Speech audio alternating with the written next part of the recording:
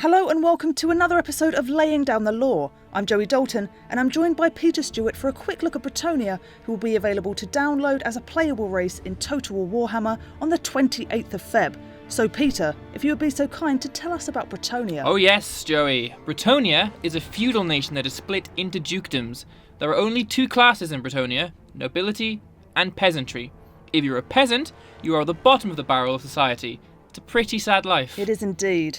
The Bretonian vision is that knights are chivalrous and honourable and protectors of the realm, and in some cases this is true, but in most they are jealous and petty. Those that are truly honourable and chivalrous knights are sought after by the Lady of the Lake, and once they sip from her chalice, they become Grail Knights, Peter, infused with part of the goddess's own power.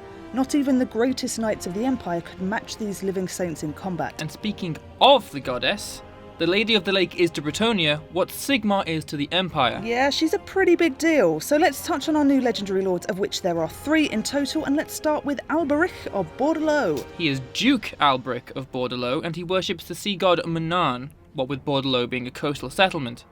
He is renowned for his courage and astounding self-discipline. He is also notorious for expecting all of his household knights to reach the same standard as him. As a result, he has the smallest household of any of the dukes, but arguably the greatest knights in the realm. For me, Peter, it is all about the Fey Enchantress. She's the mortal incarnation of the Lady of the Lake, and she carries the blessing of the Lady.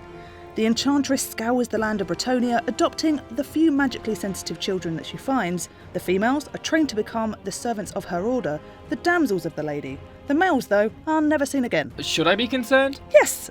And last but not least is King Luan-Luan-Gur. It's a mouthful. As we know, he is the king of Bretonnia.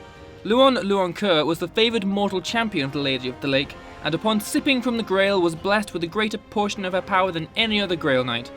His blood was infused with a golden light that healed even the most grievous of wounds. Rumours abound that Luan was even granted a cheeky kiss from the goddess. Cheeky? You mean like the one we apparently had in the last episode? Apparently, yeah. Well, good. Bretonnia is free for everyone to download on the 28th of February if you own Total War Warhammer, and if you don't, but want to, you can pick up the Old World edition from participating retailers. Peter, you know what time it is. As always, which legendary lord would you start with? It's the Fey Enchantress for me, Joey. I want to play as her. Psych! You're awful!